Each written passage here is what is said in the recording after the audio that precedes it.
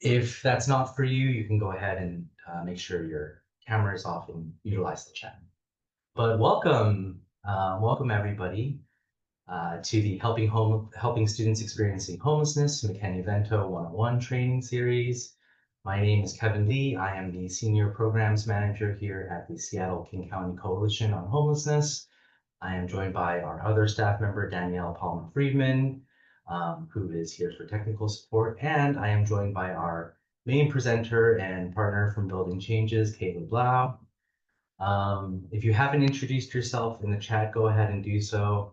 I usually love to watch this as it's happening and say hello to folks, but it's been a busy start. We have a lot of people here, so we want to get going. A little bit about the coalition before we do some more introductions and get on our way in earnest. The Coalition on Homelessness is a coalition of homeless service providers. So that's you and allies and concerned community members. That's also you. The coalition does many things, but it's also a policy advocacy organization. We work largely at the local and city and county level, increasingly at the state level, and now certainly involved in federal advocacy efforts as federal policy is unfortunately so impactful on the organizations and programs and all the missions that you are all working on. We seek real solutions for homelessness, housing justice, injustice, and for people experiencing housing instability. And we organize and mobilize our community because we recognize how much more strength we have when we are together. We host monthly membership meetings, a variety of trainings here at the Coalition, and this McKinney-Vento training is just one of them. But we also offer trainings to help,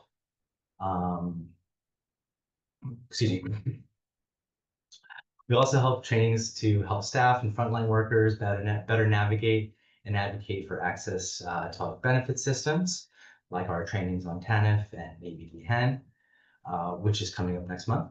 We also do a lot of voter registration and voter rights restoration work as well.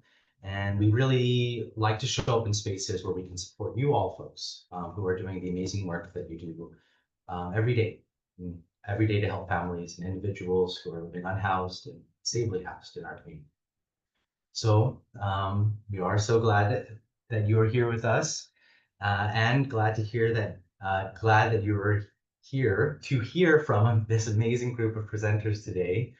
We'll start with an overview of the presentation.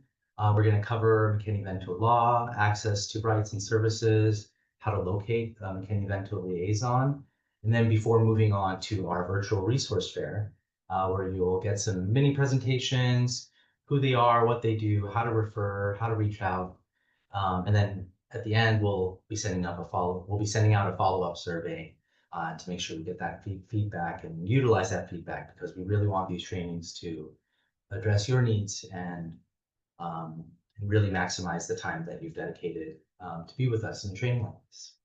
So I know that a lot of folks have just entered, so if you are new, welcome.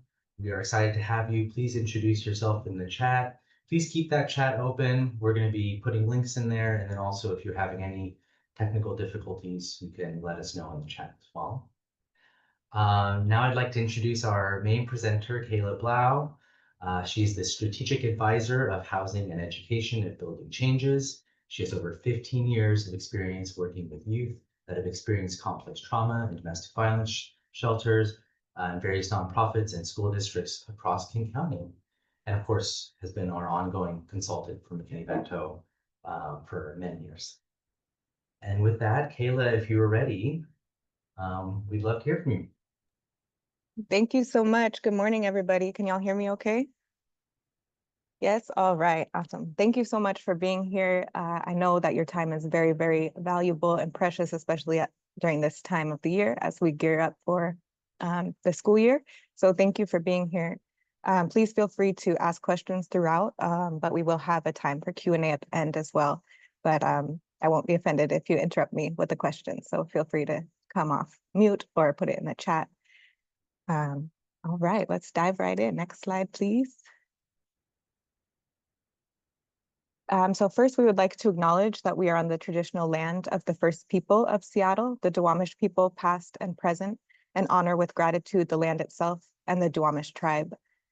In the context of this training, I think it's important to name the legacies of boarding schools, mass displacement, and genocide enacted on Indigenous people in this country, and how that has caused a large overrepresentation in the homeless response system of Indigenous youth. So I would recommend that you reach out to the districts that you are working with and see what type of programs they have for Native Ed. There's some really incredible ones here in Seattle Public Schools, down in Federal Way. I know they have a great Native Ed program, as well as our state agency of OSPI. Be sure to check out their resources as well. Just a few quick reminders.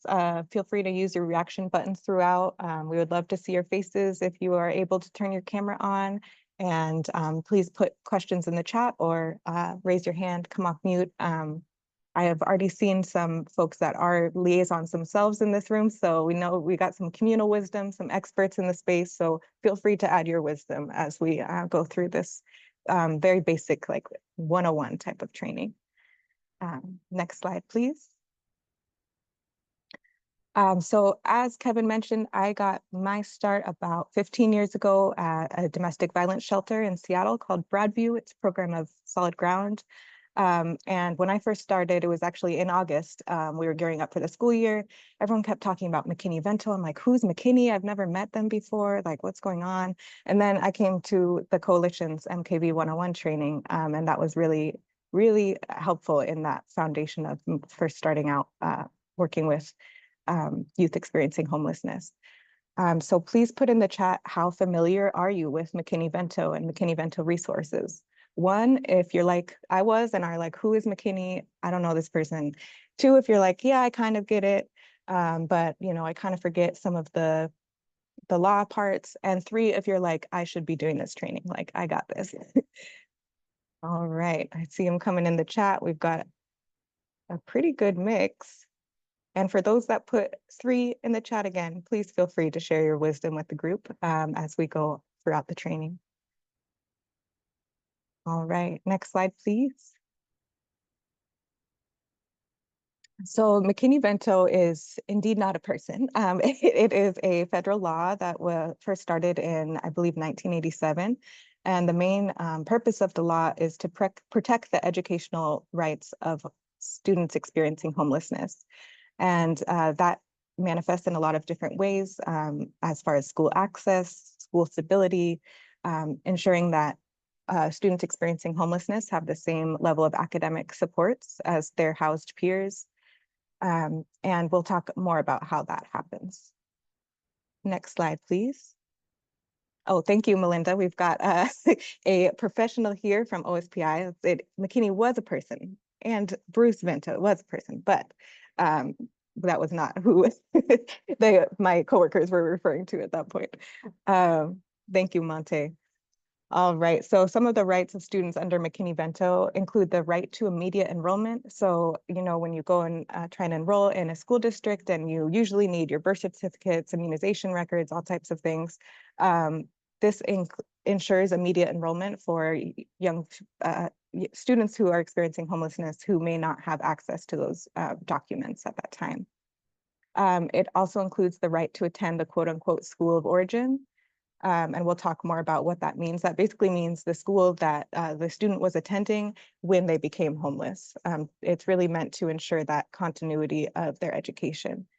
The right to transportation to and from that school of origin, and the right to participate in the same activities as other students. For example, if there is a field trip, or if there is a lab fee that needs to be paid to engage in a science class, something like that. The right to participate in the same programs and other services provided to other students, and the right to a dispute resolution process, which we will go into a bit later as well. I see in the chat some shout outs for Schoolhouse Connection, which is an incredible federal resource that I highly recommend checking out their website. They have a ton of webinars, recordings, action alerts for some of the federal things, and also National Network for Youth, which is a great resource as well. Thank you, Samantha. All right, next slide, please. So who is eligible for McKinney-Vento? So children who lack a fixed, regular, and adequate nighttime residence are qualified for McKinney-Vento. And what that means is fixed means it's permanent, it's secure, not subject to change. You know, their family's name is on the lease. They have legal protections to be in that home based on that lease agreement. Regular, meaning that they can go there on a consistent, predictable basis, which is not the case if you are, you know, couch surfing and staying with auntie one night and then staying with your best friend the other night and then grandma's house, right? That's not regular or fixed.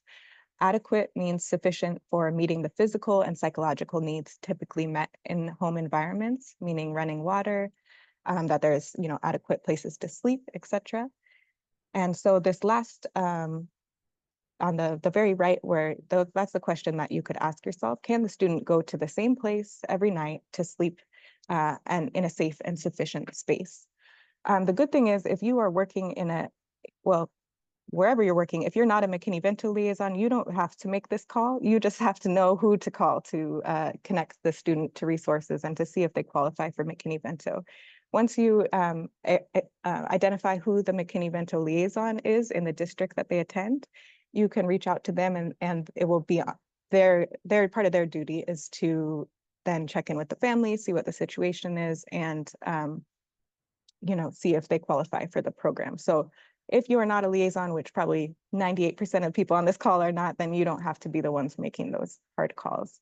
I know that the coalition has a list of McKinney-Vento liaisons on their website, as well as the OSPI website also has an updated list of liaisons. So it's super easy to just search up, you know, if you're looking for, oh, this student is in Renton, then you can just search up and reach out to the Renton liaison to get them connected.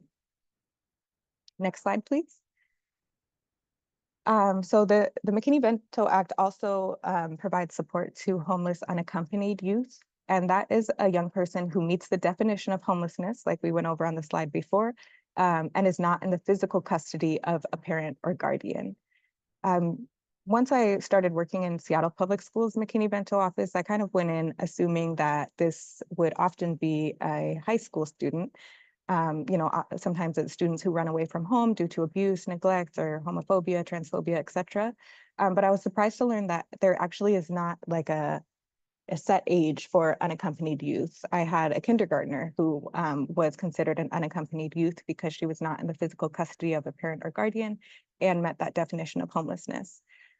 So if there's no, you know, it's not just for secondary students.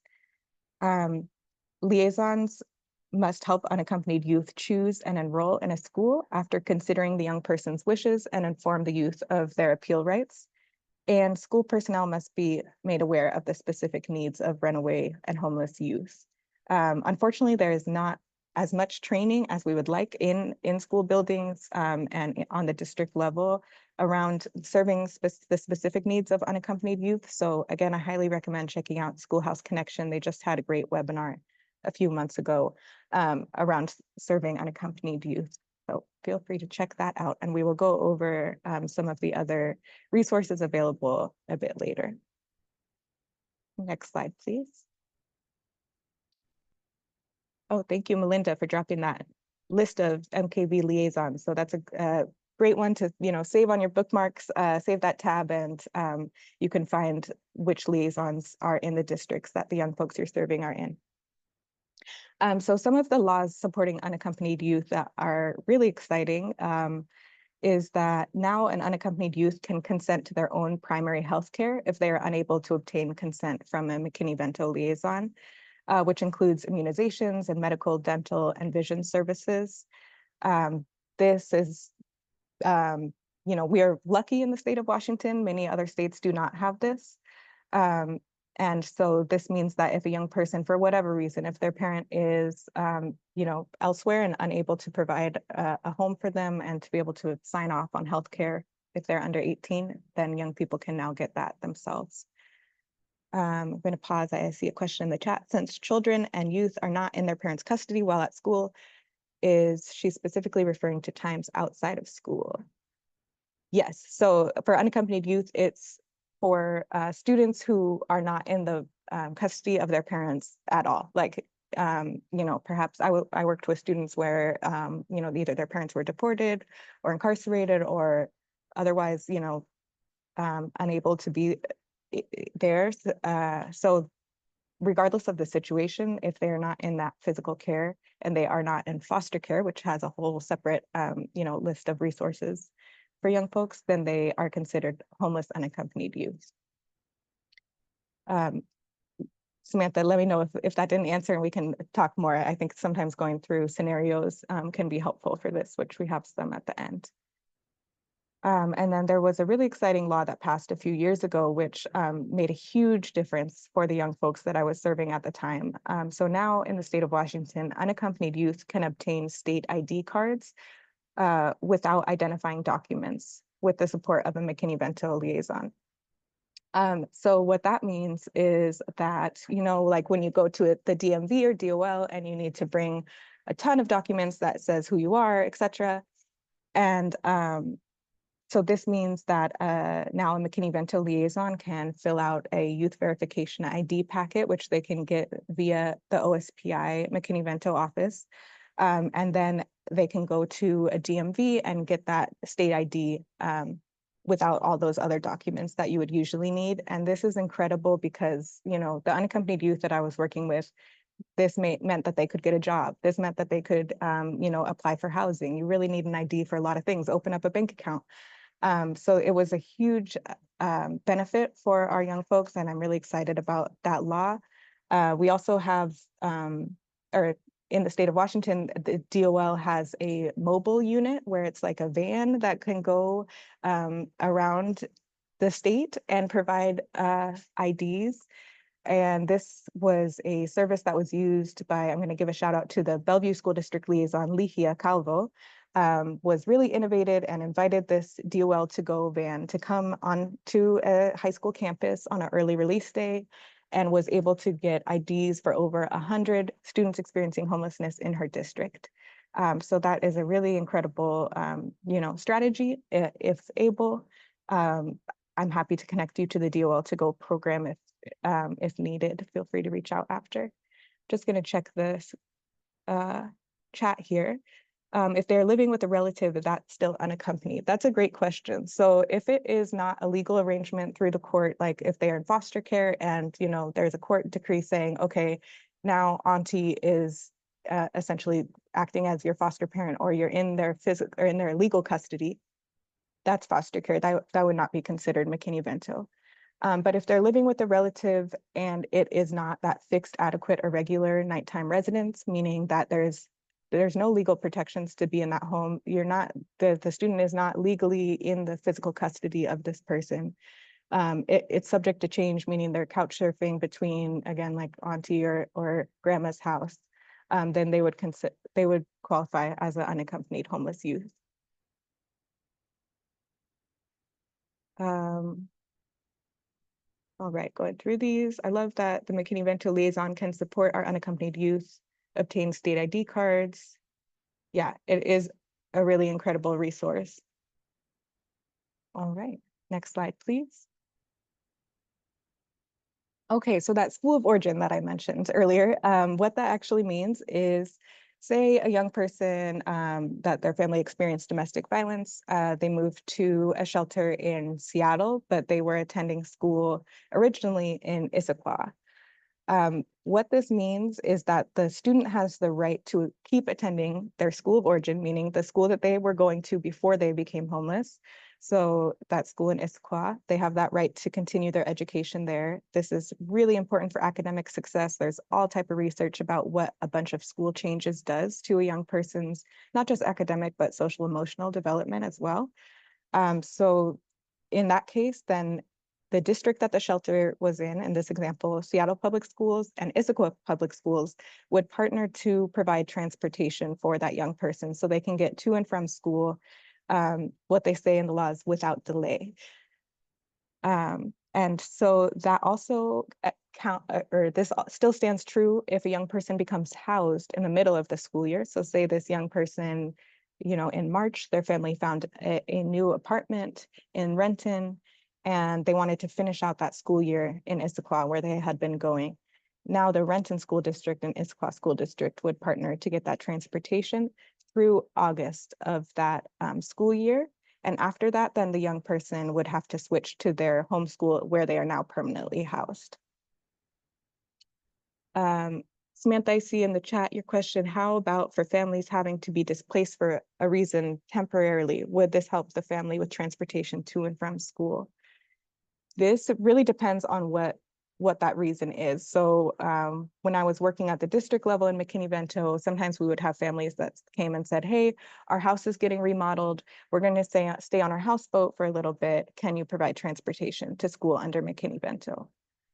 No. This is a program for young people that are experiencing homelessness due to economic hardship. If it was something like a house fire, yeah, I would recommend reaching out to your McKinney-Vento liaison and having that conversation. There's a lot of resources on Schoolhouse Connection, sorry, about if there is a natural disaster, such as a flood. And so they would likely qualify. How is this funded? That's a great question. And unfortunately, it is not funded much. And, it is, we will talk about this a little bit later, though, on the federal level at risk right now. So it is funded in a few different ways. There's some federal funding. Melinda, if you're still on the call and want to correct me at all, please feel free to. There's also through OSPI state level funding, which I believe districts can apply to for those grants, and many district McKinney-Vento liaisons use braided funding, meaning, something that I'm sure y'all are familiar with in the nonprofit world or, at school districts of applying for grants, doing cross-system partnerships, reaching out to churches, local faith communities, local nonprofits. It really is a underfunded mandate and there's not enough funds to meet the need. So I will say, when you are reaching out to your McKinney-Vento liaisons, I remember when I was on the shelter level, I would feel very frustrated with our McKinney-Vento staff. Like, why aren't you answering my emails? Come on, like this kid needs to get in school. And then when I got into the McKinney-Vento office at Seattle Public Schools, I had over 500 kids on my caseload, and I actually had the smallest caseload of all my coworkers. It's, the need and the amount of money and funding and resources really don't add up. So it's not that they, hate kids and don't want to set up these resources. It's because we're all stretched thin, as I'm sure that you all can, empathize with.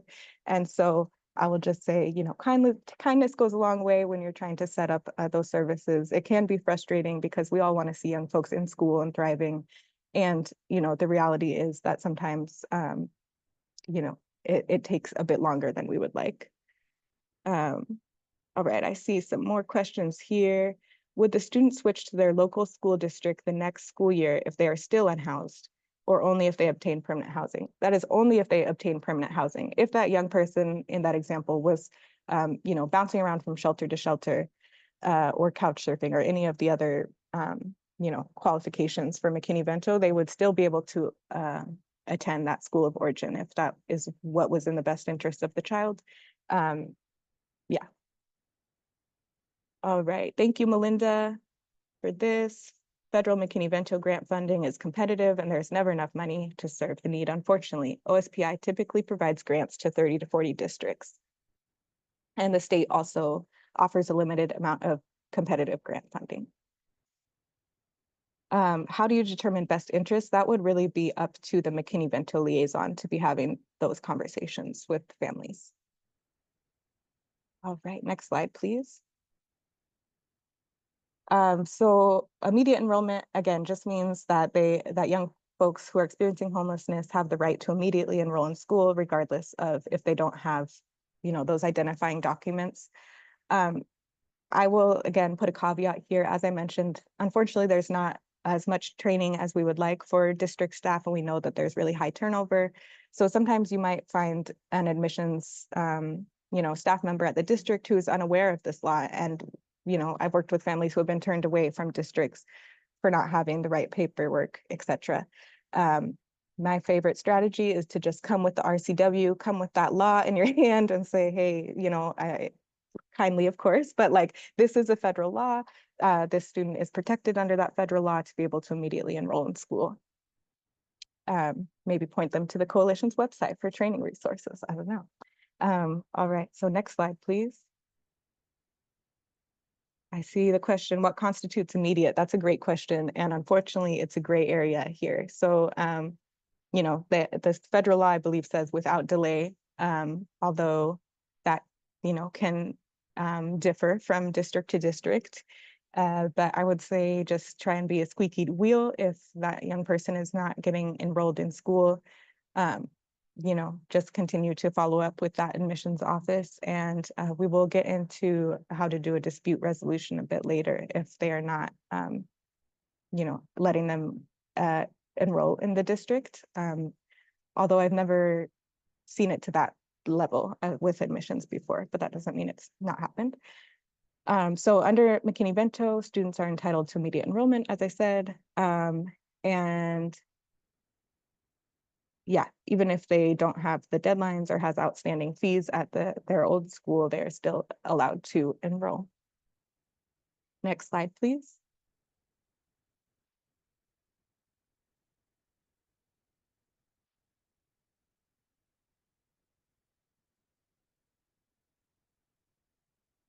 Okay, no problem. During this pause, is there any other questions?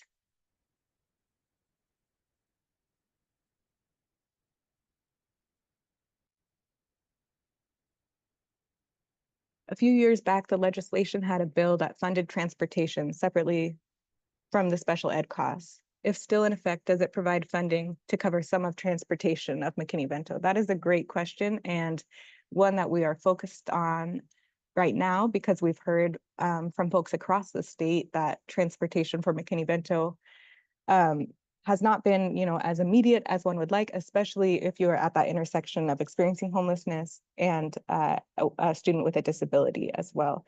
I worked with a young person who was at that intersection and had to wait 3 months for transportation, which is absolutely unacceptable.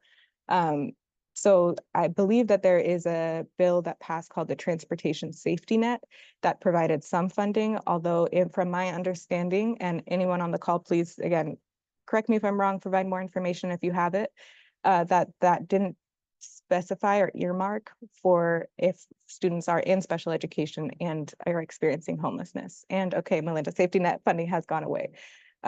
So we've seen, you know, across the state, some districts coming up with innovative ideas and ways to still get kids to school, but we know that is a huge issue. That's one of, again, the main focuses that we will have as building changes this legislative session, is drawing awareness to that and trying to advocate for more funding on that front.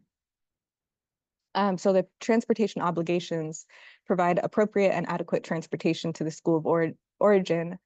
And it doesn't necessarily mean a yellow school bus. So next slide, please.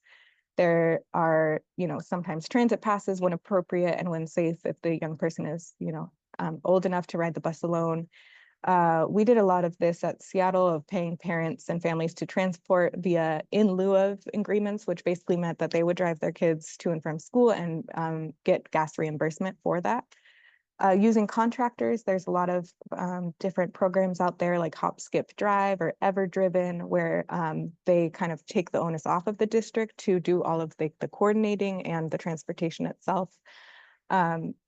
Exploring cooperative agreements and interlocal agreements with other districts and educational service districts, or coordinating with local community-based organizations to build transportation hubs. So for example, when I was working at Broadview, we had a agreement with one of our local community centers where the all students who wanted to, who were staying at the shelter would get transportation to that community center. And that made it a lot easier than having to like drive to all the different locations. I see here in Yakima, I know a couple of the counselors at some of the schools and even some of the liaisons have actually picked up the slack and have been assisting with making sure students make it to and from school. Yeah, we in some of our more rural district, we've heard of, I mean, there was one liaison that told me she was waking up at 3 in the morning to drive a young person 2 hours to school to finish out her senior year. So we really need a lot more funding in this area to take that burden off of liaisons and ensure that young folks can get to school. Yes, Best Starts for Kids is a great program. All right, let's go to the next slide here. Or sorry, great funding source, I mean. So resolving disputes, as I said, if a dispute arises over eligibility, the student must be immediately enrolled in the school the school they want to enroll in while the dispute is happening. And the liaison shall ensure an unaccompanied youth are immediately enrolled pending resolution of the dispute. So saying the same thing, unaccompanied youth as well, if they are going through a dispute process, have the right to stay in the school that they would like to until the end of the dispute process. And the parent, guardian, or youth must be referred to the liaison, who must carry out the dispute resolution process as expeditiously as possible. Okay, see one more question. Are homeless refugee unaccompanied minors eligible for this service? That's a great question. There is no question on McKinney-Vento about documentation status. And so if they qualify for under what we talked about before, fixed, regular, adequate, like if they're couch surfing, if they're staying in a shelter, regardless of their immigration status, they qualify for McKinney-Vento. We know that there are unfortunately, there's been huge cuts across the state. I know for the specific population of refugee unaccompanied minors who come to this country without a parent or guardian, like Kids in Need of Defense, unfortunately, got their funding cut, and some others. And so I would recommend, I'll send some resources to Kevin to send out after about this specific population. But just know that, yes, they do qualify for McKinney-Vento if they are experiencing homelessness, regardless of no one at the district level or for McKinney-Vento should even be asking about documentation status. Yes, all right. Next slide, please. So continuing with this dispute process, at minimum, the notice and written explanation should include, I'm not going to read all of those, but basically there is a process both at the district level, and at one point I went through this process with a student and family over a discipline dispute. And when it wasn't resolved at the district level, then it got escalated to the state level. And I'll just do a shameless plug here that we're partnering with the South King County Discipline Coalition in the fall to do a 4-part series around knowing your rights about dispute resolution processes. OEO is going to come in and do another training about the appeals process, a dispute resolution process for IEP and 504 plans. So I will share all of those training information with Kevin as well. All right, next slide, please. All right, so I think that Janaea is still logging on. So while we wait, so we're going to hear from Janaea Proctor-Mills, who's the Seattle Public Schools McKinney-Vento liaison. And as we wait for her to hop on, maybe we could jump to one of those scenarios at the end, please.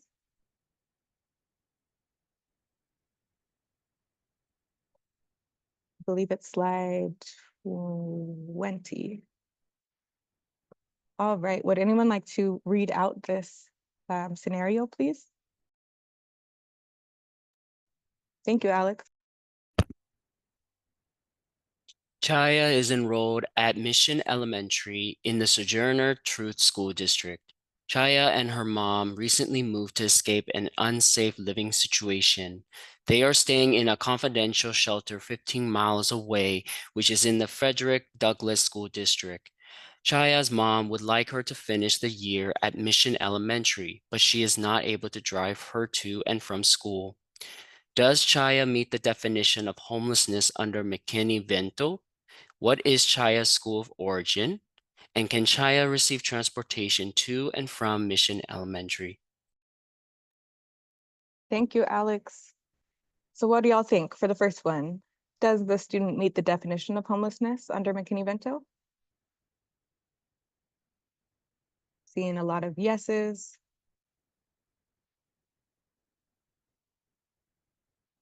Awesome. And what is Chaya's school of origin?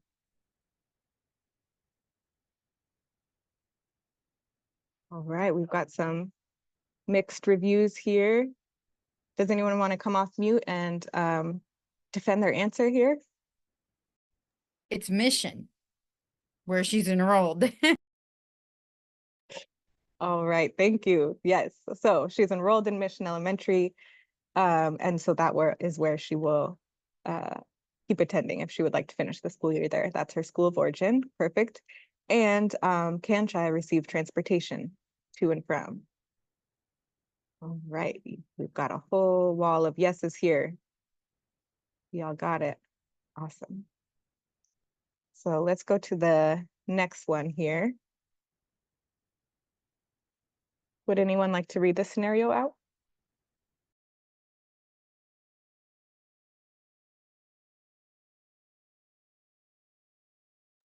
Isaiah is 16 years old and was recently kicked out by his mom's boyfriend. Isaiah has been couch surfing with friends and sometimes sleeps behind the school gym. He started working full-time to support himself, and his attendance and grades have been slipping. One of his teachers recently checked in with him about it, but was unaware of McKinney-Vento services. Who can assist Isaiah to get connected with the McKinney-Vento liaison? Under McKinney-Vento, can Isaiah receive free tutoring support? What other supports is Isaiah granted under the McKinney-Vento Act? Thank you so much. What do y'all think for the first one? Who can assist Isaiah to get connected with the McKinney-Vento liaison? See a teacher, counselor, any staff member? A family member or wherever he's stayed the night at on the couch.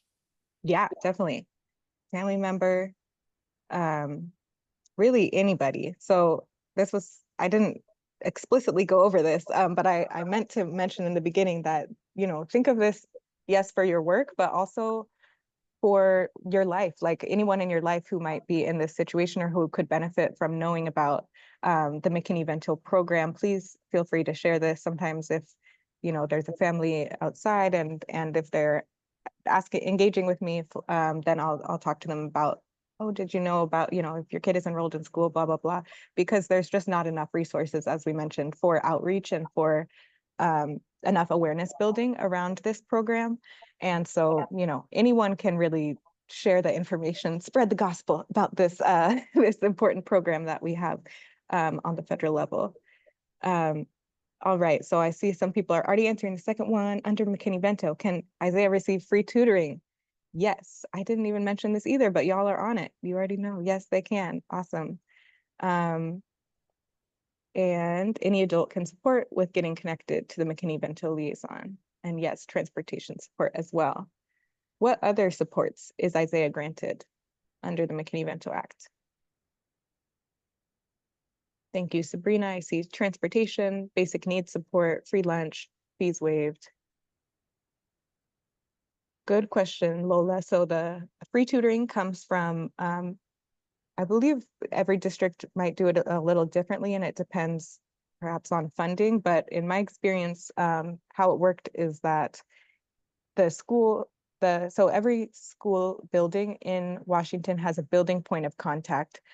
So you think about, Seattle Public Schools has like, I don't know, over 100 school buildings. So for one liaison, that's a lot to handle, right? So for that purpose, we have building points of contact at each school that then connect with the McKinney-Vento liaison. And through the building point of contact, they can try and identify a staff member in the school or even in the district who is willing to come and provide that tutoring support to a young person, and they get paid, extra for doing that. Oftentimes it was like a paraprofessional or a classified staff member who was willing to stay after school. At one school I supported, they even had like a tutoring club they had like a high number of students experiencing homelessness in that school. And so they had a club where they also did social emotional learning, tutoring, and then it was great because transportation would just come up and pick up a bunch of kids rather than just one. So I would say inquire with your McKinney-Vento liaison at your district to see about tutoring there. Just going through the rest of these in the chat. Meals, transportation, help to get ID. Yeah, y'all are on it. Can McKinney-Vento assist with referrals for foster care or other temporary housing? So if a student is in foster care, then they would be,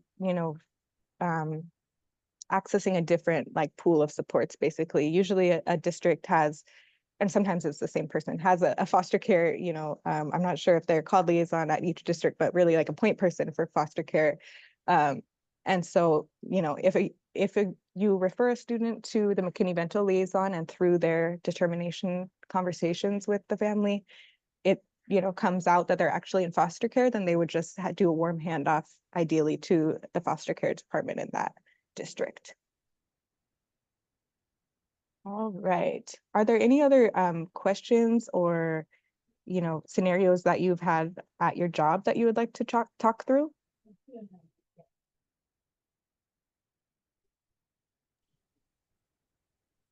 I had a Yes. question relating, sorry. Yeah, go ahead, Ruthie. I had a question similar to scenario one, based on something that happened last year, where the family was potentially experiencing like domestic violence or domestic abuse. And we were trying to figure out if they qualified for McKinney-Vento or maybe other services, if they hadn't yet left their housing. Like if their housing was unsafe because of this violence, but they hadn't become homeless yet. That's a great question. I think in that scenario, it's great to connect them to other domestic violence based, like community-based nonprofits for support, because we know how hard it is to leave, and that like the average survivor it's like 7 different attempts to leave. We know that it's the most violent time to leave, or sorry, the most violent part of their relationship as they're trying to exit. And so unfortunately, the McKinney-Vento supports really kick in once the family is meeting that definition of, lacking a fixed, regular, and adequate nighttime residence. But I would say talk to your McKinney-Vento liaison and, try and ask them about domestic violence resources, whether it's like shelter or transitional housing in your community. Does anyone else have anything to add to that?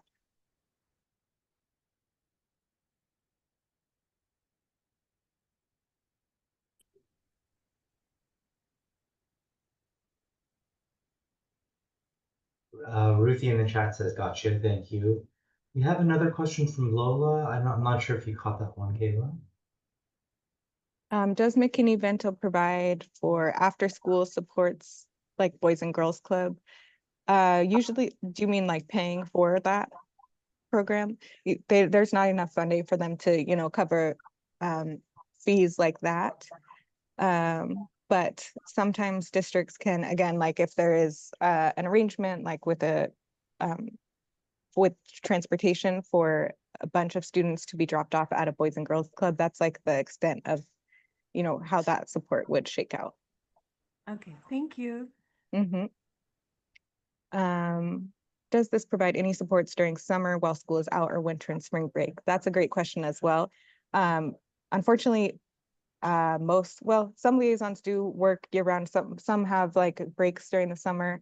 But the supports are usually during the school, while school is in session. Although I will say that the liaisons that I've come across are incredible at setting up students for winter break, for any school breaks like summer or winter, spring breaks before they go on leave. So things like, holiday supports or ensuring that students and families have enough food to go through the breaks. Our McKinney-Vento liaisons are really incredible in their like forward thinking around that. Okay, let's see. Oh, good point. S.H. Anderson, those agencies usually provide scholarships. I know, like childcare programs like Launch or like the city, in this case, City of Seattle, would provide some of those resources. For childcare, also, I would recommend checking out, it used to be called Childcare Resources. Now it's called Bright Spark, I believe. And they provide childcare subsidies as well for students and families experiencing homelessness. Does McKinney-Vento help homeless students prepare for college? That's a great question. I would recommend checking out WASAC, which is Washington Student Achievement Council. They do a lot of great work in the post-secondary arena. And there are at every public, I believe, every public university, there is now like, it's again, not enough, but at least it's something, one person, like an advocate on that campus, that a McKinney-Vento liaison can do a warm handoff to if a young person is transitioning from senior year of high school into college. And there's also some great, resources around trades if a young person is interested in going that route. I would recommend checking out Anew. They have some great resources as well. But as far as preparing for college, a McKinney-Vento liaison can help youth with filling out FAFSA and getting prepared for college in a way that like any house student would also receive in high school. Let me just check if Janae is here before moving on. Not yet. Okay. If the family has more children living with them than are allowed or listed on their lease, would that situation qualify the children for McKinney-Vento? That's a great question as well, and kind of it depends on the determination of the McKinney-Vento liaison in that district. I've seen, especially with housing costs so high right now, there's a lot of gray area around like what is adequate when it comes to housing. I would say if there's like no running water and no heat and things like that, then it's a more of a clear-cut case. But if it's like two elementary kids are like elementary age kids are sleeping in the same room, that wouldn't qualify them per se, if that makes sense. So I would, again, it's really about that economic hardship piece. And if it's not a fixed, regular or adequate nighttime residence, the way that liaison to liaison kind of, downloads that and makes decisions really depends on that district. Oh, thank you, Graciela. This is a great program as well. I forgot to mention Passport is a great program that provides some support for college as well. I would highly recommend checking them out. All right. Okay, that was like a speed round of questions here. I don't see Janaea yet, but I'm wondering if we can move to the resource fair let's see if folks are available. I think, yeah. Sure. I was going to say we could also, I know you had a survey on another slide as well, but if we're able to do the resource fair now, we can absolutely jump to that. Actually, yeah, that's a great point. Maybe let's do that advocacy first. So slide 19, please. So as I mentioned on the federal level, as I'm sure we all know, there's been a lot of cuts, a lot of different executive orders, et cetera, that is impacting our work very deeply. Highly recommend checking out Schoolhouse Connections website for a live tracker of federal changes and how to get involved. So what Building Changes is attempting to do is to codify McKinney-Vento protections into state law so that at least young people experiencing homelessness in our state have those educational protections, even if they go away on the federal level. So we're going to take about 5 minutes to fill out this Survey Monkey that Kevin just dropped in the chat.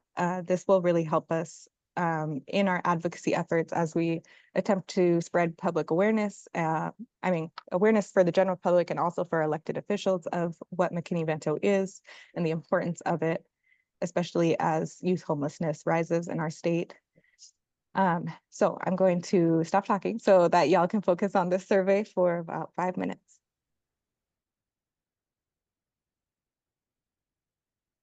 So again, it is it's in the chat right now. It's the URL surveymonkey.com. And if you can't open it or if you have any issues, let us know.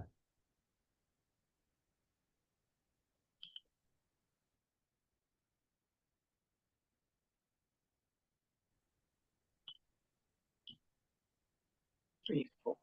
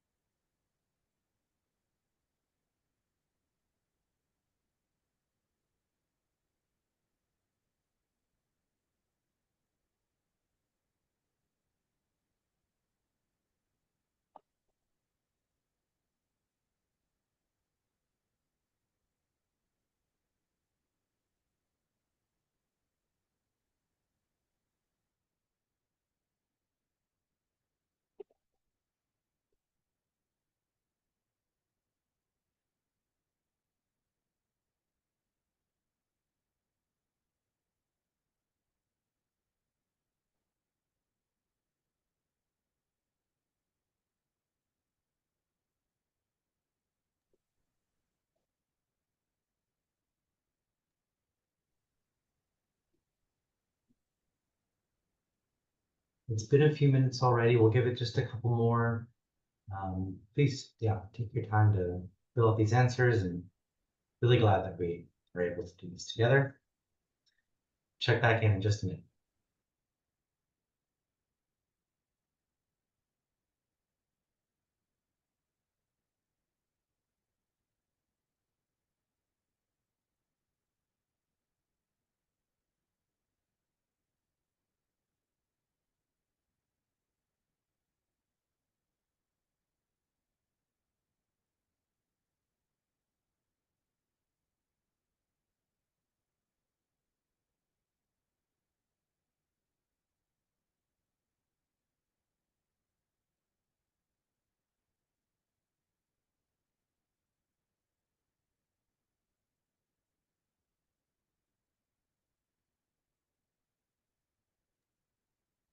All right, thank you so much for your time filling that survey out. And if you are interested in learning more about this push to codify McKinney-Vento into state law, please feel free to reach out to myself or our policy director, Aaron Yared. I just put his email in the chat, and I will do a shameless plug as well for sorry, here I'm doing two things at once. For School Housing Network, which is a monthly drop-in space that I run for anyone across the state supporting youth and families experiencing homelessness. And we'll be doing some advocacy updates monthly at those as well going forward. All right, so it is my pleasure to introduce the incredible Seattle Public Schools McKinney-Vento liaison. She wears many hats and does many, many things. And so I will pass it over to Janaea Proctor-Mills. Thank you for joining us.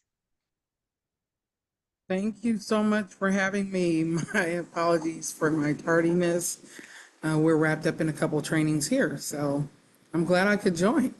Yeah, no problem at all. I understand how it goes, especially this time of year. So thank you for your time. I know it's very valuable. So we just went over like a really quick speed round of questions and of the basics of the McKinney-Vento law. But as you know, a lot of the advocates on the call are in the King County area. Some likely are supporting students in Seattle Public Schools. So we would love to hear just 1 to 3 key things that providers need to know about referring students and families to the McKinney-Vento department at Seattle Public Schools. 1 to 3 key things, I'm sure. One of the main things I think it's important for, I guess my staff would like you to know, is number 1, there is a building point of contact at every school. In our state, there is legislation that every school needs to have a building point of contact. And so if you are looking for the McKinney-Vento program in a specific school, you can find a person at the school to provide support with filling out a housing questionnaire, sharing about what resources might be available at the school level and at the district level where my team is located. I think another thing, it's another thing that is important for people to know when referring students is that, well, number 1, if you are a provider, coming with the release of information is going to be important. A lot of times providers will come and reach out and advocate for their students, which we absolutely love. I think it is great when there is an advocate to support the students. But coming with that release of information allows us the ability to communicate back and forth with you about, where the student is and have you to provide that support if that is what the family would prefer.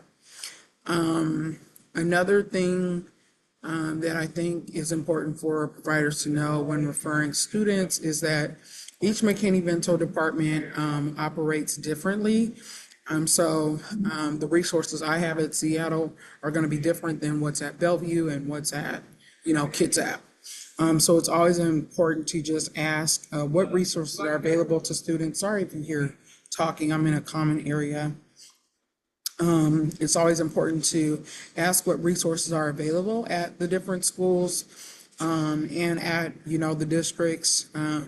At my district, I know we do have access to gift card supports. We used to have hotel support, but we really don't now. And we just provide support for a lot of basic needs, school supplies and all the different things. We've even done move-in costs when we have it available. So just asking what's available to the family and what they get the right to is important. Some myths about the McKinney-Vento Act that I think are important to address. Number one, it is not a get out of jail free card. When a family is considered homeless and is truly in need, the program is very, very beneficial. However, sometimes we do get families that like to misuse the program for specific reasons. Maybe they want to get into a specific school or be a part of a specific program, or they want to be able to play for a specific sport team at a school. McKinney-Vento is not used for that, and I think there is a connotation that if you're McKinney-Vento, you can just move anywhere and do anything. You only have access to your school of origin and the attendance area school when it is in the best interest of the student. Other myths, I don't really know of too many more myths that I think I want to address, but if you have any questions or myths that you'd like me to debunk, I definitely can. How can providers best partner with the Seattle Public Schools McKinney-Vento department? I think that number one, a lot of our students don't have a partner or a provider or an advocate to support them. So you just being there and supporting the student is beneficial in whatever way you do that. And so I say from McKinney-Vento departments all over the country, thank you for all the work that you do. You make our job so much easier when it comes to advocating for the student or just being that person that helps the family be informed about what they do have the right to, what they don't have the right to, how they should approach things. So thank you so much for that. What I will say is that, when you come and reach out to a McKinney-Vento department, I guess just being aware, what the family needs. Do they need transportation? Are they in need of tutoring support? Where they're currently living, what their address is, those different things, having that stuff ready so that we can provide you the forms that you need, or we can assist the family in filling out those forms, whichever way is beneficial. But I think the first thing is having that release of information. If you come with that and say, hey, here's my release of information, I'm working with this family, this is what's needed.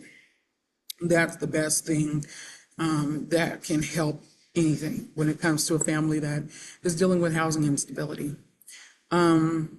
I think that is kind of all the thoughts I had regarding those questions, but I'm more than happy to be available and answer questions. Yeah, thank you so much. There's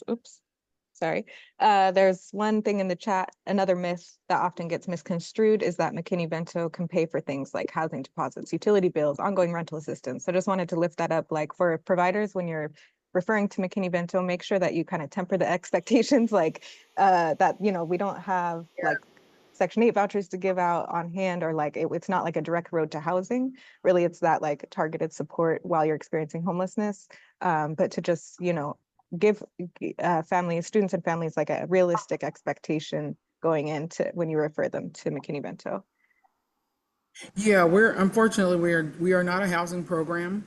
I think a lot of times that is an assumption that we are the housing program. We provide hotels, we have shelters. We don't do what you all do.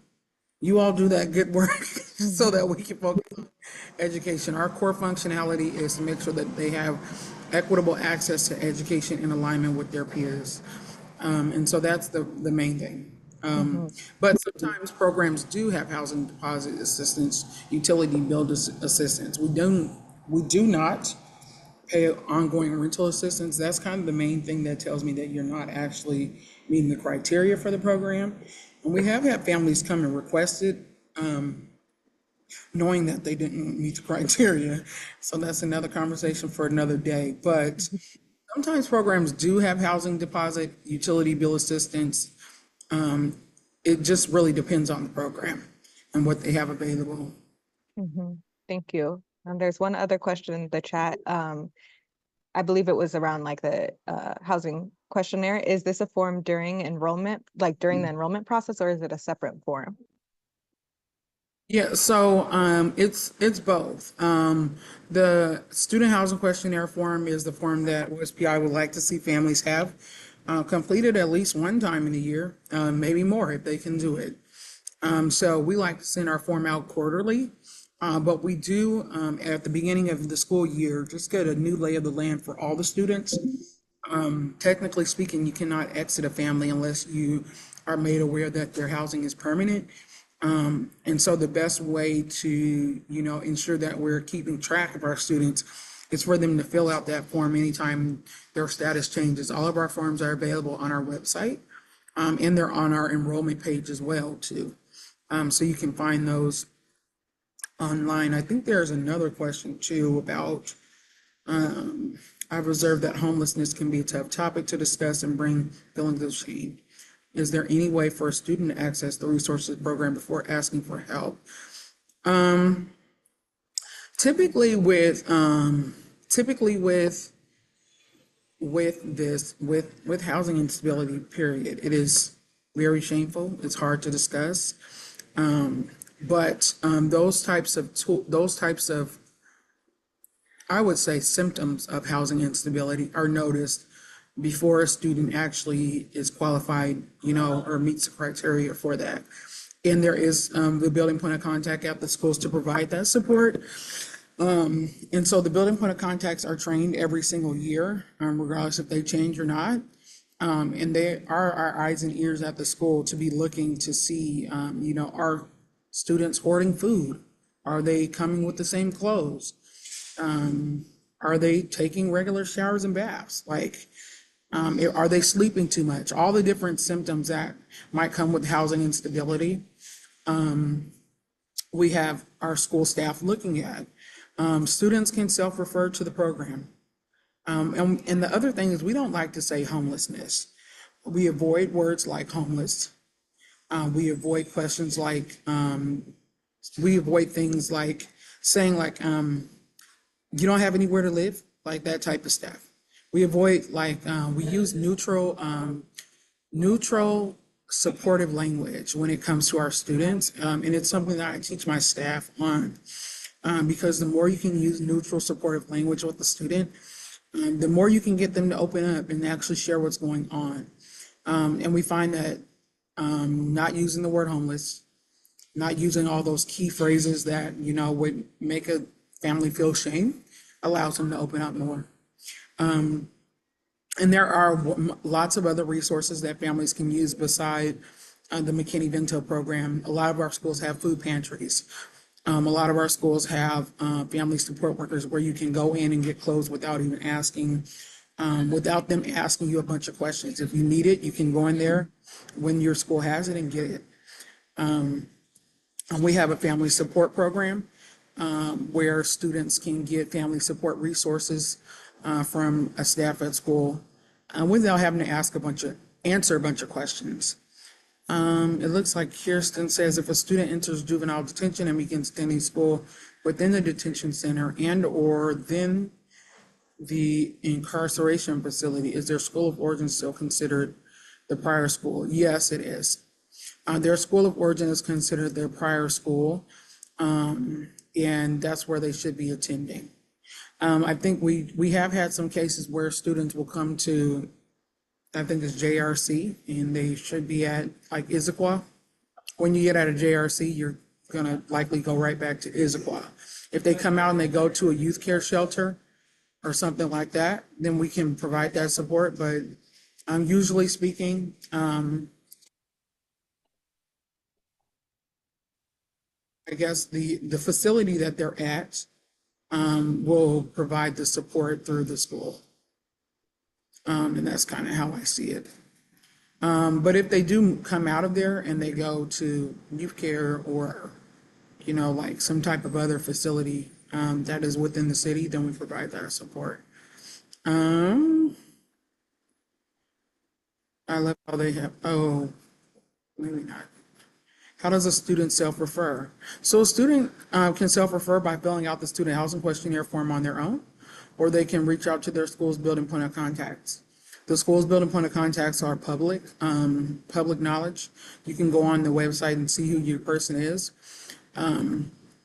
Or you can ask your principal or anyone, and you can just say, hey, like, I want to speak with my school's building point of contact. It's a state legislation, and so we're getting it out there just as much as we can. But we do have students that come to us on their own. They come to me directly, or they come to one of my staff. They just find our contact information, and we support them in the same way that we would support like a parent coming. And if there is unaccompaniment, then we deal with that as it comes. Yeah, using terms like housing transition, housing instability, those type of things. Are families qualified to enroll in McKinney-Vento if they are on a temporary housing program? It would depend on the specifics of the program. Usually I'd like to look and see what the criteria for the program is before I say no. If you have a large, like, that's not a question for me. Maybe there aren't any more questions. Am I missing any questions, Kayla? Oh, if a student self-refers, does this stay confidential regarding their parent? Not necessarily. It is a confidential program to the family. But if they want confidentiality from their parent, that is that's kind of out of my ballpark. But what I recommend for students that are having those types of issues, if there is a confidentiality issue, honestly, I would have to get back to you on what to do there. Because I haven't actually come across that. I have had cases where students will self-refer and the parent will say, my student is not, McKinney-Vento. And an argument will ensue. I've had families hang up on me, but I'm not going to unflag your student just because you say that they're permanently housed. If they tell me that they're not staying at home and they stayed here or there last night, that tells me that obviously there's some family reunification that needs to occur, and I'll provide access to our mental health team, but I'm not going to exit a family, and I'm not going to exit the student and not provide resources. If the student is telling me that they're having issues at home, they're not living there, then it is what it is, and the family can fight. You can fight the Pope if you want to. I'm not going to exit them from the program. Let me see. Okay. Any think more those- questions? I feel like that was all. Yeah, thank you so much for your time. I really appreciate you taking the time out year after year in the busiest part of the school year. So thank you. Oh, you're so welcome. I hated that I was late, but if you have any more questions, my email is in the chat. Feel free to reach out via email with any follow-up questions. Beautiful. Thank you so much. I hope the start of the school year goes smoothly. Awesome. Thank you, guys. See you all soon. Take care. Thank you. All right. So again, that was Janaea Proctor-Mills at Seattle Public Schools. And there was that link in the chat earlier. If you are supporting students who go to a different district, you can find which liaison you should reach out to. All right. So I think we're ready to roll into our virtual resource fair. So we are going to welcome, let's see, what slide was this? Slide 17, please. Joanne from Lutheran Community Services Northwest. Are you on the call?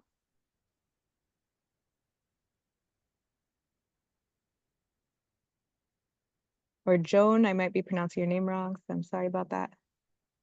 Good morning, everyone. I'm here on behalf of Jan.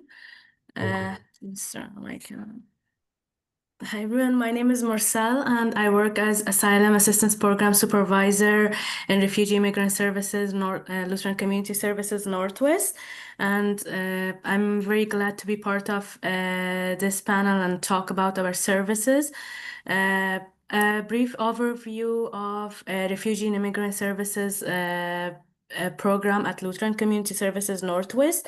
We support refugees, asylees, and immigrants as they build their lives in the U.S.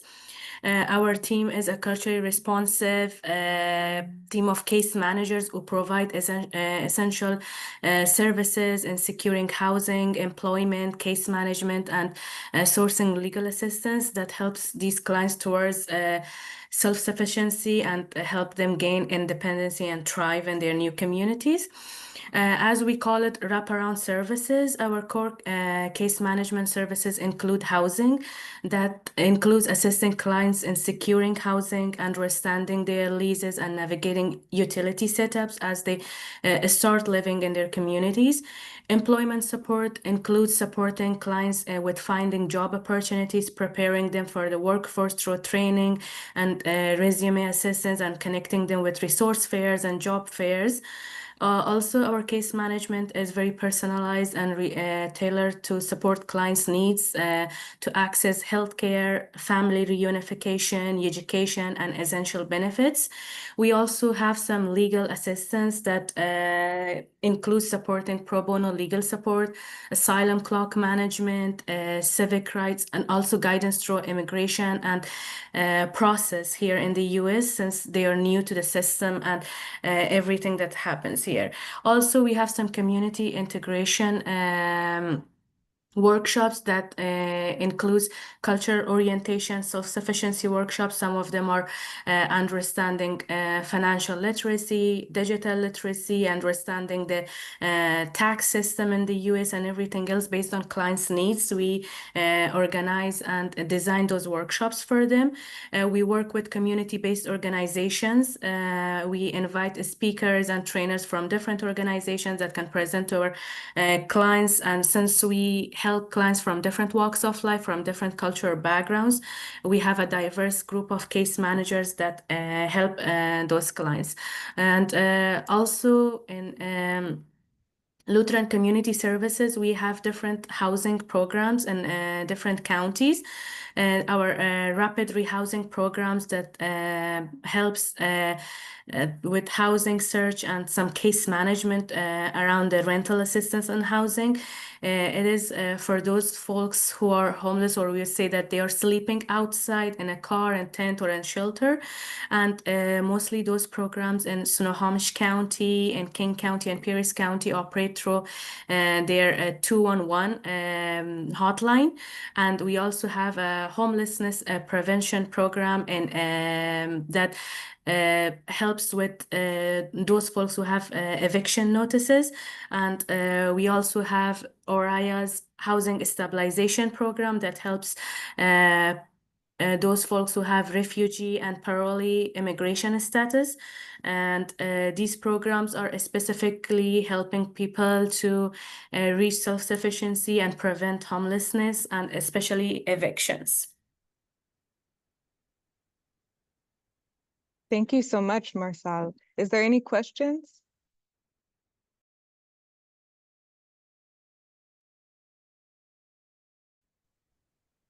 Marcel, if you wouldn't mind leaving your email in the chat, just so people have a point of contact, either for you or just or a contact email in general. Sure, I will leave an email here. Thank you. Yes, any other questions from folks? I know we just got a lot of information here in the last half hour, really the last hour and a half. I have a question. Yes. This is for Marcel. What is the referral process? So for the referral process, I'm leaving our email address and chat that you can send us an email. Also, we have a referral form. If clients are around the SeaTac area, they can just walk into our office. And somebody will be able to help them throughout the referral process, as we are in the process of making this referral system as easier and accessible for the community as possible. They will be able to access it through our website too. Okay, thank you. Great, thank you so much. Let's see, if there's no other questions, let's move to Devin from Legal Counsel for Youth and Children.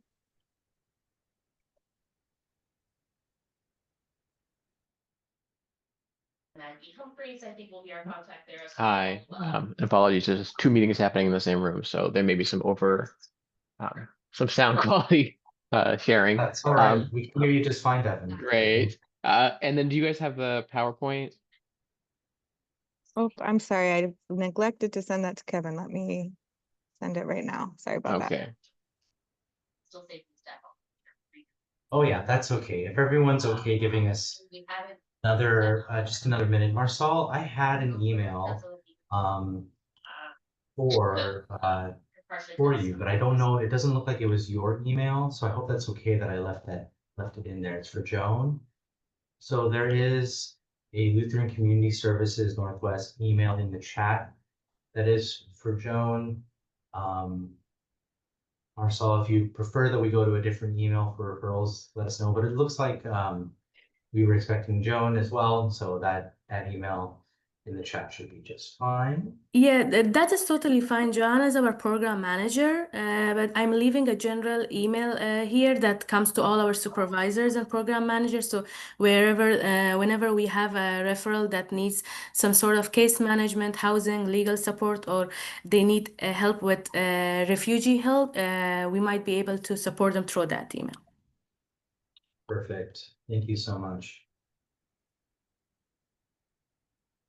Right. Sorry about that, y'all. I just emailed it to you, Kevin, but I'm wondering if it's going to take a moment to pop up. We could move to the open doors for multicultural families. Is that okay, Devin, that we put you on hold for a second? Yeah, sure thing. Sorry about that. Okay. So is Angela available? Yeah, hi. Hi. I have a PowerPoint. Is it possible for me to share it? If you want to send it over, I'm going to put my email in the chat. I'm sorry, Sure. everyone, for the delay. No I problem. think that you could share though. Do you see the share button on the bottom? Let's see. Angela, let me make sure that you have it. Maybe that's faster. It says you can request multiple presenters sharing for this meeting. Send request. Send request. I'm going to make you a co-host, and so Okay. hopefully. Okay.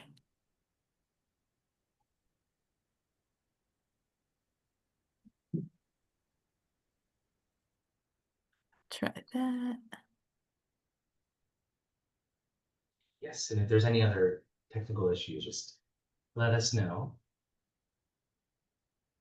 Thank you all for your fantastic questions. Of course, we always save the chat, but this is going to be multiple pages. We're just really rich with good questions. See a lot of brains churning on thinking about how do I advocate for the families that I'm working with?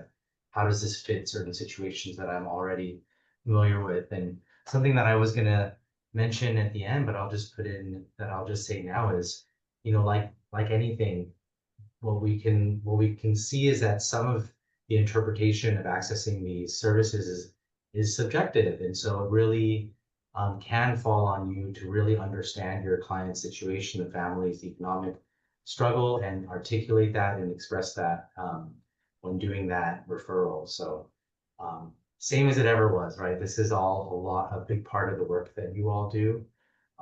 But again, it's just the broader the network of resources that you're aware of, the more you're going to be able to access them and help the families that you work with access them. Angela, let us know how things are going on your end. Yeah, I think, can you see my screen okay? I can't. Let me go ahead and just stop sharing mine. Let me see if that Okay.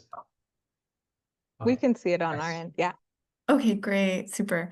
Well, thank you everyone for inviting me. My name is Angela Weichel, and I'm the Economic Stability Associate Manager at Open Doors for Multicultural Centers, uh, Open Doors for Multicultural Families. Sorry,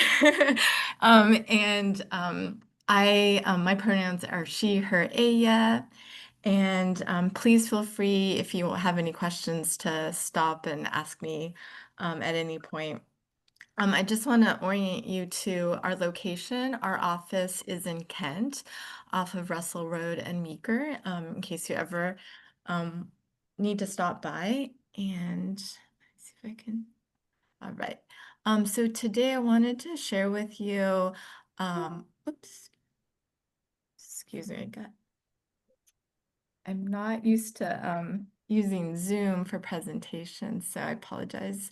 So I wanted to share with you today about Open Doors for Multicultural Families and what we do in the community, some of our existing challenges and community experiences.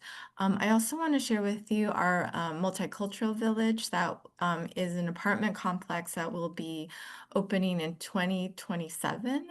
And then share with you about our office, which we call the Family Resource Center, and our programming and how to refer clients to our programs. All right. And so this is a picture of our staff. We are we were founded in 2009, and our founder is this lovely woman here, Ginger Kwan, and she started the nonprofit in her home. And we've been in the community for over 16 years now, and our primary focus is to serve families and individuals with intellectual and developmental disabilities. We serve diverse communities. And just to give you a few examples of what an intellectual or developmental disability might look like, it could be like Down syndrome, autism, any learning disabilities. And although this is our specialty, we also serve really anyone with a disability, so you won't be turned away. Our Family Resource Center provides culturally and linguistic responsive information, resources, services, and programming. And we have over about 60-ish staff members. Collectively, we speak over 23 spoken languages. And in 2023, we've served over 2,500 individuals in the South Puget Sound area. And just to give you a little bit more information about our staff, 93% are people of color, 61% are immigrants or refugees, and 38% are either parents or are a family member of a person with DD or ID. And so most of our staff has either, has lived experience of immigration or supporting a family member, or even some of our staff have an ID or DD. So we really come from having lived experience, which is powerful. So our vision is really connected to our values. We believe that people with disabilities and their families thrive in inclusive communities of their design. We create belonging, community, and opportunity with a cultural brokerage model. So the way I explain this is we really see ourselves as a bridge between services and systems and the families, and we just help navigate families in that process. And how we do this is through having bilingual staff, bicultural staff, multicultural staff, and also language access. So if a staff member doesn't speak the language of our client, then we use the language line. And we engage, really, we want to provide opportunities to families. We don't want to gatekeep. We primarily do this through navigation services, specialized programming, and advocating for systems change. And some of our programming, we support the client throughout the lifespan. So some of our families start with us when their children are very young. And we have an early learning program, which is made up of parent support, a play group, and parent education. We have a program for youth, which is pretty wide from 5 years old to 26. And that also involves parent support, emotional education, skill building, and we also have assistive technology. We do family support, which is birth through 26, which is, again, parent support, system navigation, parent education, and support for graduation. And system navigation could look something like, how does a family request an IEP? How does a family go through the legal proceedings for guardianship. How does a client or a family start to apply for benefits and maintain those benefits? And then in relationship to the prior speaker about supporting families that are unhoused, many of our staff also have experience supporting clients that are in housing transition or are also are unhoused. We also have an adult program, so 18 to 55, which involves parent support, system navigation, and parent education. We're really proud of our advocacy and civic engagement programming, which involves policy and system change. We've been part of policies to increase language access in Washington State, to remove the cap on IEPs that school districts used to have. And there we go. And so we also have a really robust training program for our families and clients if they want to learn about advocacy. There's a training series around that, and some of our clients actually go to Olympia and meet with legislators, which is an incredibly empowering experience. And then lastly, we do economic stability, which is through system navigation and stability planning. We previously have had contracts with the City of Kent and United Way for rental assistance. We currently hold one of the youth family homelessness prevention programs offered through King County, which is intended to keep families that perhaps are in imminent risk of becoming homeless to help them stay housed. And so that is provided through rental assistance and through case management. And then lastly, we do have a program for unhoused families and individuals. The referrals for that program are through coordinated entry, and I'll explain a little bit about coordinated entry in case folks are not familiar with that at the end. But in general, these are our programs.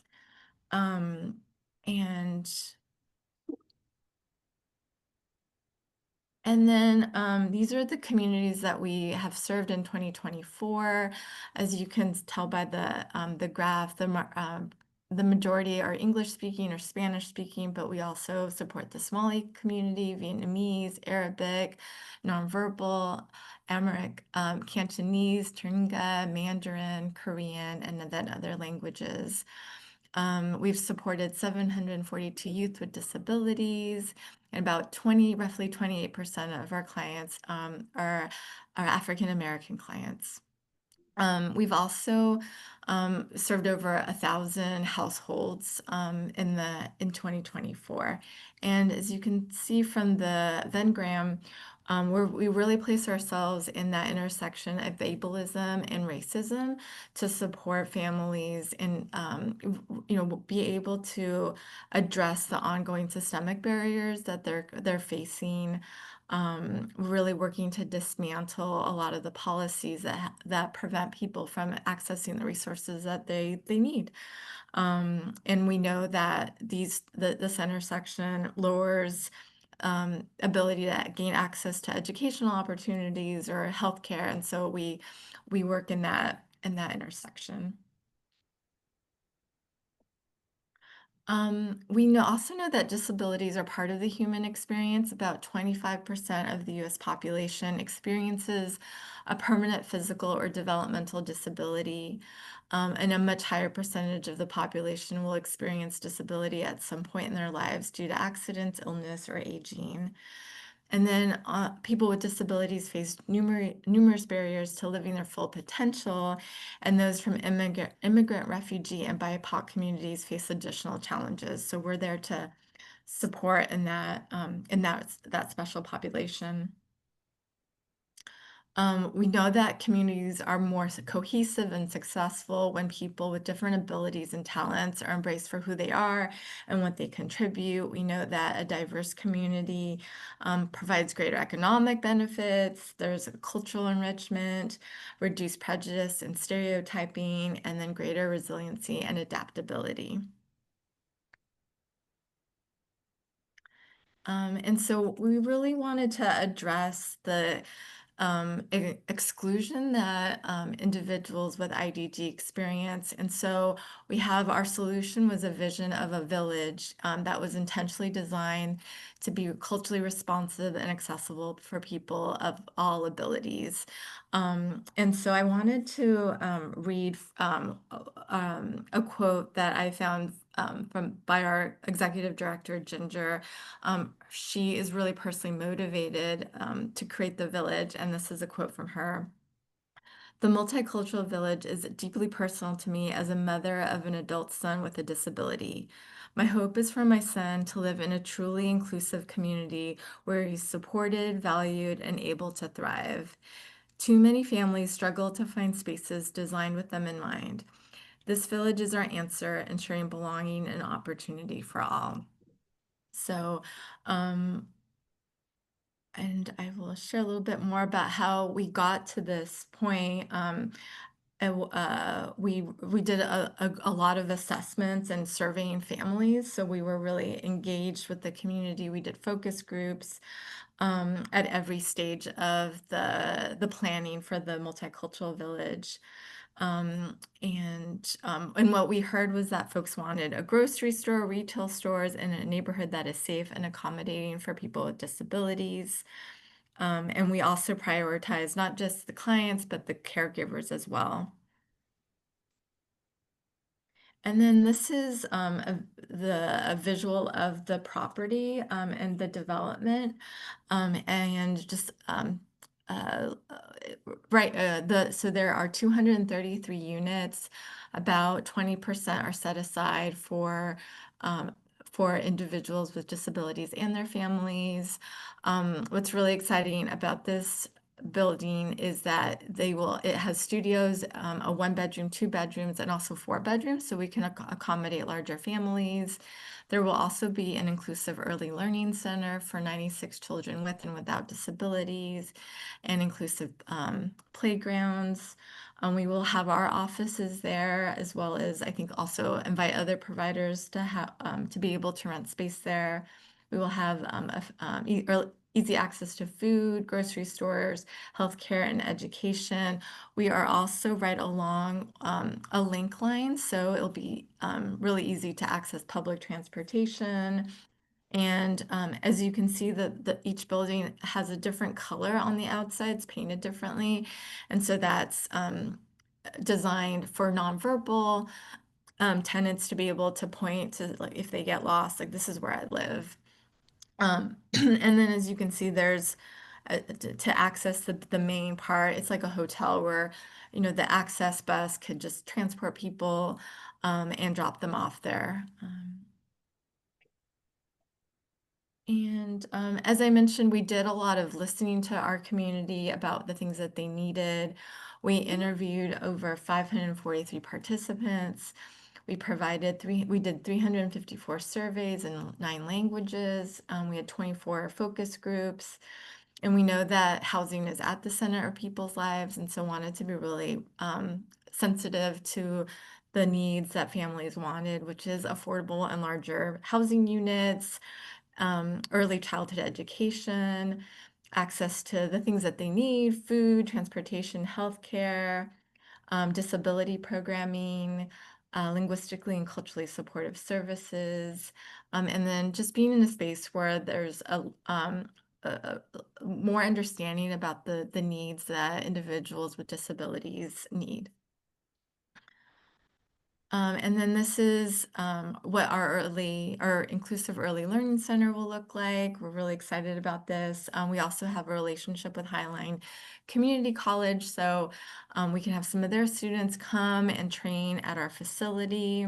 We will also have a speech and language pathologist, an occupational therapist, and a physical therapist.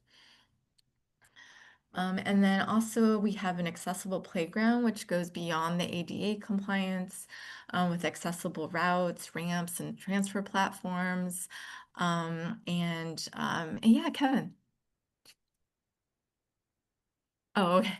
And then we will have ground components like sand and water tables, wide pathways accessible for children with in a wheelchair. And so we really wanted this to be a space where children with disabilities and who don't have disabilities can play together. We know that this just increases inclusion and promotes empathy and friendship. That should be a really beautiful space. Angela, I did raise my hand. Yeah. Well, first off, I just want to say I haven't heard the term beyond ADA compliance before, and I love that. I wish we would hear I would hear those words more often, but it's mind expanding right now. I am interrupting because we're getting close to 10:45, and I just want to make sure people have time to ask you Absolutely. questions and you have Thank time to you. answer. So if Thank you you want so to pick and much. choose a couple slides, move Yeah, forward. I also yeah. don't know, maybe this might be your last one too. Yeah, I'm at perfect timing. This is just a little bit about our center and what we will be, just the different rooms, a recording studio, movement space, just a space. Let's see, we'll have multi-purpose rooms, a kitchen. But this is probably the most important slide, and it's how to get connected. So really the best ways to go to our website, which is Open Doors. WA.org. If you then continue to put the backslash and then get help, it will take you to a page where then you can refer yourself to our services, or you can refer a family or a client that you're working with. Our intake coordinator is Giselle, and she is just a lovely human, will respond quickly to your request. And I lastly just wanted to, for those that may want to know this, if you do encounter a family that is experiencing, isn't housed, I would recommend that they reach out to the regional access points so that they can get on coordinated entry, and hopefully, ideally, work with the case manager that will nominate them to housing. And that would be like my only, one of my recommendations for providers is to connect the families to services. And thank you so much for your time. Thank you, Angela. We so appreciate your time and all the thought that went into planning that incredible space. I'm really excited for that. And you're getting a lot of love in the chat. So check that Awesome. out. And I think for the interest of time, we'll transition to the next speaker. But if there's questions for Angela, please put them in the chat, or her email is there as well. And as we get Devin's slides ready here, I just in this interlude, I forgot to share one resource here from the National Network of Youth when I was talking about the ID program. This is a great resource, a legal hotline for young people to call to figure out how to get those vital documents like ID, social security card, birth certificate, etc. So just wanted to drop that in before we end, and to just say ahead of Devin's presentation that we likely won't have more time at the end for Q&A, but again, feel free to reach out to me anytime, or to Kevin, I'm sure as well. I'll put my email in the chat, but thank you, and take it away, Devin. I feel a bit intimidated trying to follow that because that was very amazing presentation and just an amazing space. So I mean, just everything that went into that is amazing. My name's Devin. I'm an attorney with the Legal Counsel for Youth and Children. We serve young people ages 12 to 24. I will probably go quickly, so we'll maybe have time for questions. Let's go to the next slide. We are just hitting 15 years old. We're an all-remote organization, and we actually realized that there was legal services that kind of surrounded children, but none that actually made them like the controller of their destiny. So for LCYC, like the children are our clients. If we happen to talk to parents, they are just other people as part of the equation. But the youth can lead the any litigation we do. They lead what they tell us what they need. We have 4 main practice areas. I work in the youth homelessness practice area. We also have people who work in child welfare and do dependency work. We have 1 to 2 people who do juvenile defense work, so people who are facing criminal charges. And then we also are trying to do immigration related work. We're not currently taking intakes for immigration because, as you can probably imagine, the need is really, really huge right now, but that may expand in the future. But essentially, any youth who have civil legal needs, ages 12 to 24, should be referred to our program. Civil as opposed to criminal means that they may need a protection order from their parent, they may need an emancipation, they may need a guardianship, they may have an issue with housing or debt or other kind of non-police related legal needs. They can certainly call us for those other needs, but most of our work is in the civil arena, which is just the money or a judge says, here's your new guardianship status. We are throughout the state. I know there are some counties we don't serve, but mostly, many of them we do. So I'm in King. I know we're expanding to Skagit, Pierce, Walla Walla, Clark, and Thurston. You can refer to us, and if we don't serve the county, we can either find you a resource or at least tell you that we don't serve. We are expanding pretty quickly. Next slide too. And that's kind of like one. We go ahead, next one too. So there are a lot of things that kind of fall in that civil legal arena. That can be things like needing safety from your parents, needing housing placements, needing they call it CHIN's, child in need of services. We can do dependency orders if someone is not safe, or a minor guardianship for someone who needs another adult to help take care of them. We're pretty creative, so if someone calls and they think they have a legal need, we can give it a shot. One of the bigger issues that's kind of hard for us is there's a lot of young adults with debt, and there's not a lot of legal solutions to just being in debt. So some of these things we can give you advice, and then we don't have too much else we can do. But we're creative, and we try to serve youth where they are with what they need. And sometimes it is just to say, like, that is actually a legal problem, and we can try to help you solve it. Next slide.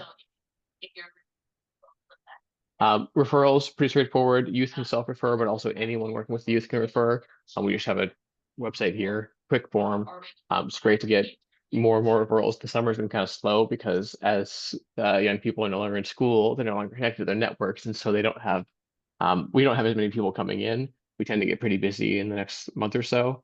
But at any time, if someone is facing a legal need, or if you're not sure what's the legal need, refer them to us. We also work with the Y and some of the youth homelessness and prevention of youth homelessness programs. So if they don't have a legal need, but they need a referral, we may be able to refer them to other programs too.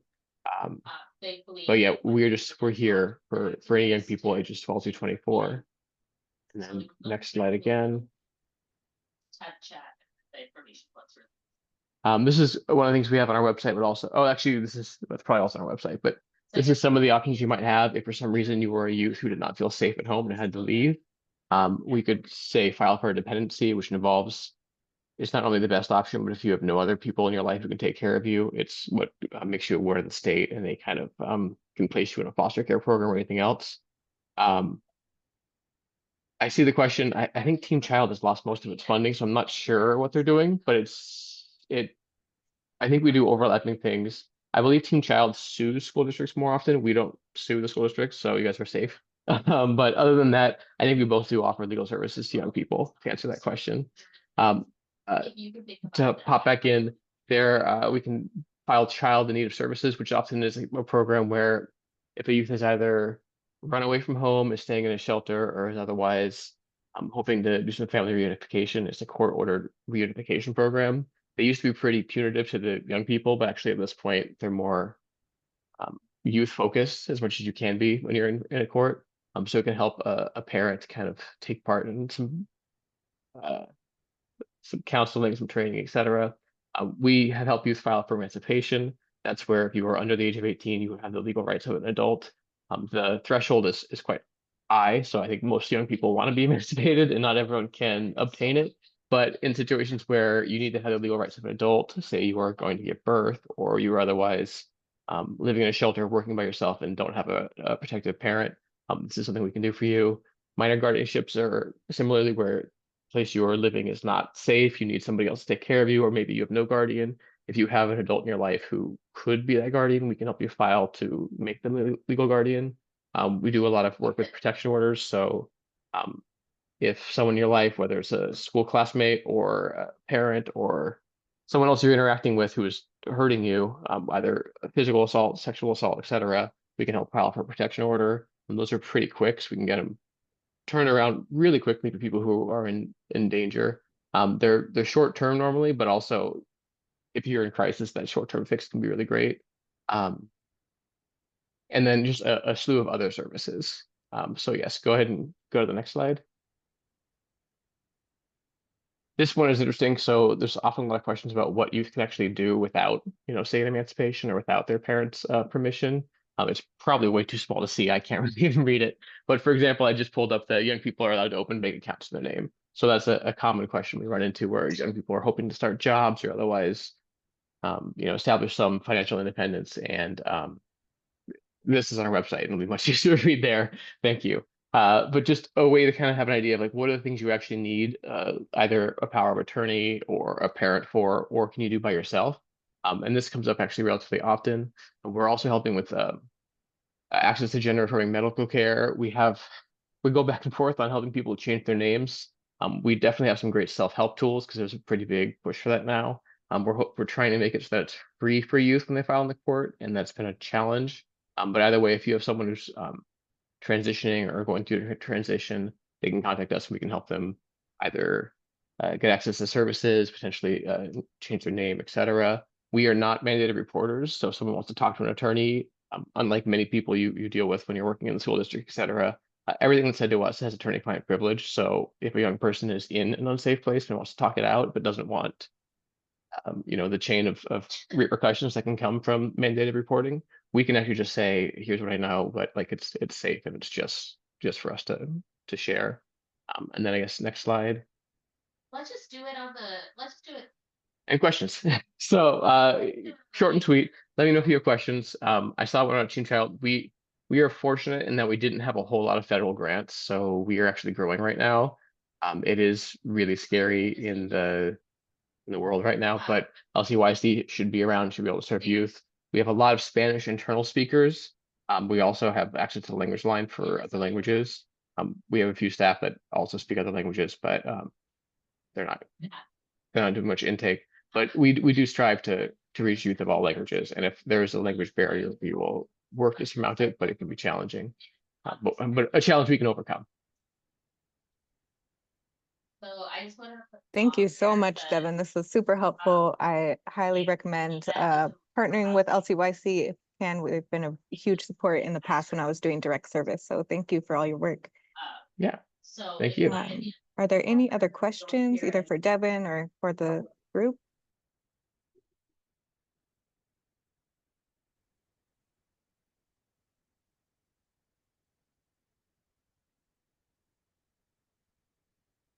All right. Well, if you think of one, if you're like me and at 3 a.m., that's when all your thoughts come, feel free to reach out.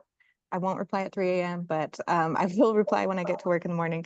And I would love if everyone could put in the chat either something new you learned during this training or something that you're going to take away and share with your networks. So you can either put that in the chat or come off mute and share.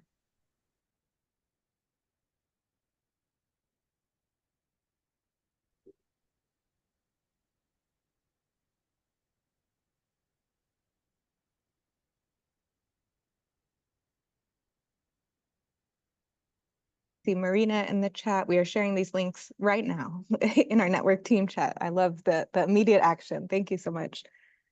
We're seeing a lot of love for LCYC. Feel better versed in resources available to kids. And yes, I will let Kevin answer the recording, but I believe so. There was a question if the recording will be available. I believe it will be posted. Yeah. The questions are coming in. I can't see them all. Yes.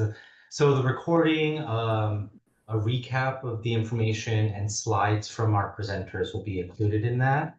Of course, give us a little bit of time to prepare all that. But yes, as always with our trainings, we will have a recording of everything. Like Kayla said, thank you all so much for being here. We had it was a great presentation. Thank you to Kayla specifically. Really fantastic, and thank you to all of you. Great questions throughout, and I hope and I feel like we got a lot of them answered. Of course, if you have extra questions or lingering questions, I always say if something pops up for you tomorrow or later today or whenever it is, go ahead and reach out. We, on our end, will also have a survey, a post-training survey that we're going to send out with our recap. If you can, please take a minute to do the survey. It really helps us out. We really, really value your feedback. We try to incorporate that into our trainings. Like I mentioned at the start, we want to maximize the time that you are sharing with us. And so really thank you so much. The last thing that I'll mention just in this In regards to things here at the Coalition and making our trainings better, I'm going to drop one more link. This is to our next training that is coming up on September 10th. It's part of our training series for accessing and advocating for and navigating public benefit systems. And this one is for ABD-HEN.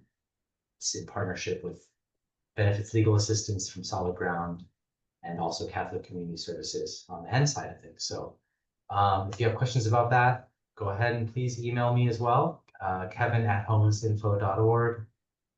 And with that, thank you all so much. I think we'll go ahead and end this or stop the recording and end the meeting here.